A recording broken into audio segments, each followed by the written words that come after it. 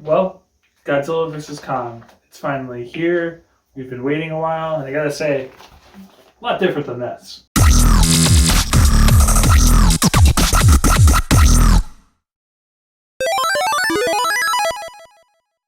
Hey everyone, Thor here. I just wanted to talk about Godzilla vs. Kong. It took me a little while to see it because I actually rented out a theater, which was an awesome experience. I feel like this movie was definitely better suited for a theater. The sound and the way it was designed, like you can tell, like it was amped up, and if you have a good system at home, it might work pretty well, but it definitely was geared for a theater environment. So I rented out a theater, got 10 of my friends together, and we were, able to see it in a movie theater. And you needed a screen big enough to fit these two big titans, and it was well worth it. I'm going to get into what I liked about and what I thought about the movie. I'm going to talk about the history a bit, and then I'm going to get into spoilers, and I'll give a fair warning before that if anyone, cares. Let's see where to begin. Well, my experience with Godzilla was, I was a fan as a child, and I remember the first Godzilla versus Kong. I used to watch it all the time. I obviously a huge fan. I pre-ordered this when it first came out, and I've watched a bunch of them since. And growing up watching a lot of the Showa era, on TV they used to show a lot of the times that Godzilla was a good guy and helping people. He was seen as a hero, not a destructive force. In the original one, he was, but that Godzilla was killed off. But I didn't realize as a kid that in Godzilla vs. Kong, Godzilla was actually the villain. And that movie is a little weird because Godzilla vs. Kong was a bunch of different things, but it turned out to be Godzilla against Frankenstein. And that's why Kong gets powered up through electricity, because it's supposed to be Godzilla versus Frankenstein's monster, literally. I do like that they pulled a few things from that movie as little Easter eggs that you can pick up. And there was a lot of Easter eggs in the new Godzilla versus Kong, and I'm not going to remember them all, but I'll try to hit on a few. Then in the original one, the ending was left kind of ambiguous. As a Godzilla fan, I always thought Godzilla was stronger in water, and when he tumbled in, I always figured Kong was running away from Godzilla and that Godzilla won. But, I was a kid, so you kind of see what you want. Toho says that Kong won, but it's not super, super clear. There's still debates among fans, and, and like I said, I never saw Godzilla as the villain, and especially with how bad King Kong looked in that one, how could he not be the villain? But that's neither here or there. But yeah, the new one, it's got a great action. It looks really good, sounds really good. They gave the people what they wanted. There's a lot of monster fights. You can see it, which is fantastic. There's no rain. I think King of the Monsters is highly underrated. I actually really enjoy that movie. There's issues with it, obviously, but I think it got a bad rap, and I don't think it actually deserves that. Maybe it'll get looked back on later as actually being, kind of a gem, but we'll see. I just got the 4K release of it, so I'm going to check that out and just see if it's any better. But they definitely went full on with the monster action, and all the characters are like cookie cutter. They tried to build like a little bit, like the connection between Kong and the little girl that could do sign language was actually pretty decent. I like that part of the movie, and Kong's very like responsive and kind of like a person, and it's interesting to see his journey. I actually prefer Kong a lot more in this movie than I did prefer him in Skull Island. I thought Skull Island was okay, but to me it was the weakest of the new. But, then again, I'm a Godzilla fan, and I don't know. I don't really remember Skull Island that well. I should have rewatched it before, but there's not much that stuck with me. Yeah, and they definitely go, though, away from the bigger story, which Gareth Edwards in 2014, his was definitely going for a more serious tone. And they definitely killed off Bryan Cranston too early because his character, him and Godzilla were the two best parts of the movie. And I wish they had him around, found another role or something for him. But him dying moves the plot forward, so, maybe that won't be as impactful. In this movie, they have Kong in a containment facility. In the beginning of the movie, he's just living life, but he's getting frustrated. He wants to go home and to an actual Skull Island instead of this facility, but he's getting too big for it. So that pretty much starts the plot. And the characters need to find like an energy source, and they believe Kong can lead them there. But they're afraid to move Kong because they know Godzilla will come for him. And that's pretty much a large portion of the movie. It becomes Journey to the Center of the Earth, pretty much. One thing that is kind of strange is the technology of the Earth definitely jumped up quite a bit, but you know, not too surprising if you've seen a bunch of other Godzilla movies. I mean, the technology's all over the place in every one of those movies, and a lot of people weren't big on the plot. I hear that's one of the biggest complaints about this movie, but like, it's not as bad as some of the early Godzilla movies. I mean, look at Son of Godzilla. I loved it when I was a kid, but that is an awful, awful movie. I don't know how I used to sit through it all the time. I remember that one vividly and liking it, but you grow up. It's not a good excuse, but the way I look at it is a lot of action movies. There's some that have a good story, but there's many that they just don't.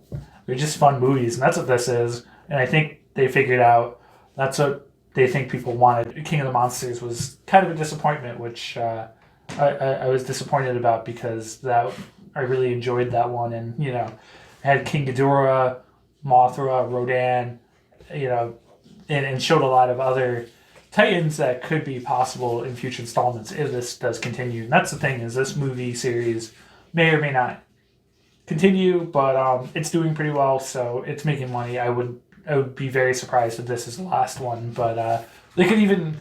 What's really cool though is now they can go off in like two different directions, like with different characters, different Titans, or they can make movies about any of the Titans. They hinted at an Easter egg that Mothra, there's another egg, so there could be a return for Mothra. There's plenty of creatures they can take from the Godzilla movies that will fit right into the series. Like, they could do a lot with Destroya.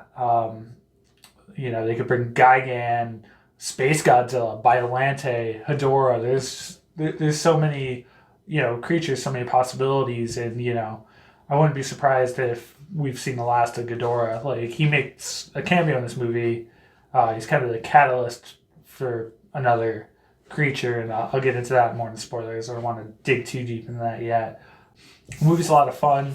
They pretty much have like three big battles between each other, and then the last 45 minutes is just like it just doesn't stop, which was a lot of fun. There wasn't a lot of like story to it, but it was a lot of fun. Kong finds his weapon, finds what might be his new home, and then he runs into Godzilla again. It goes quick though. It's nonstop. Not always the smoothest, but it kind of just goes, and you just go along for the ride, and it's a good time. I highly recommend seeing it. You can see it home at HBO Max right now. I think for the month, if you get a chance to see it in a movie theater, I think that's the way to do it.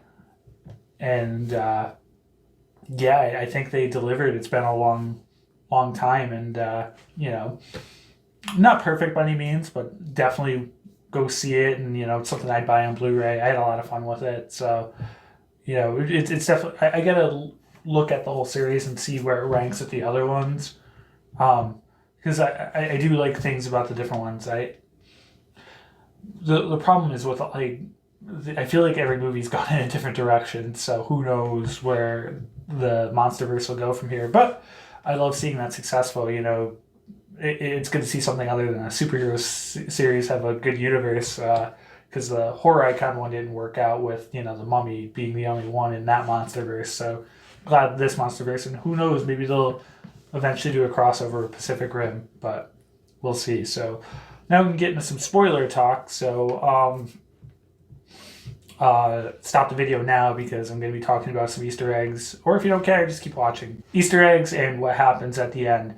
So Godzilla vs. Kong had like a bunch of Easter eggs. First of all, when King Kong gets his axe, it's got a dorsal blade of either Godzilla's or an ancestor of Godzilla's. It can absorb his atomic breath. So Kong is at a huge disadvantage against Godzilla. He's definitely the underdog. He's Rocky in this film. He struggled against Godzilla, and Godzilla beats him pretty handedly in the first match, and then in the second one, with the axe, Kong kind of gets a small victory, but 5 minutes later, Godzilla's back. They pretty much show the humans, and it's like, oh, Godzilla's fine. Specifically, a character said, oh, I guess who takes round 2, but it was just a cutaway. And I kind of consider it still the same fight because it didn't even seem like Godzilla was out for a significant amount of time. But yeah, with the axe, he actually shoved it down Godzilla's throat like it was the tree from the original one. So that made me laugh. And then he also tried to do the uh, in the original King Kong, he kills the T Rex by dislocating its jaw, ripping it in half. And he tried that on Godzilla, but Godzilla can breathe atomic breath, so Kong gave up on that pretty quickly. Then Mechagodzilla makes an appearance after Kong gets defeated by Godzilla. He's pretty much dying, and then the humans have to revive Kong so that he can help Godzilla fight Mechagodzilla.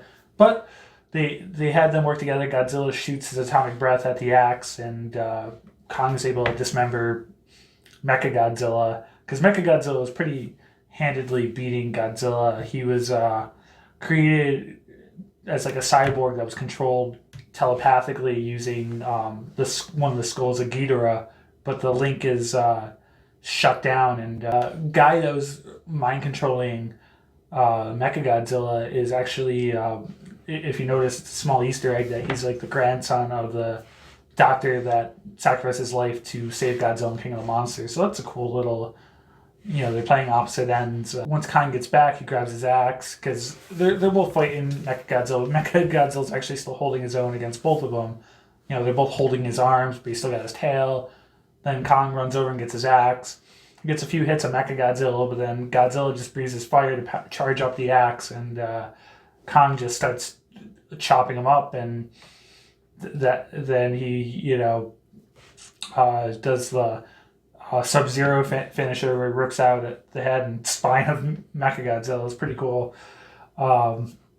So I like that they, gave Kong his moment, because like he was like the underdog who you're with, and then him and Kong kind of acknowledge each other and just go their separate ways. And this was a really cool Easter egg, as Godzilla swims away as Kong did in the original. So it was definitely like an intentional.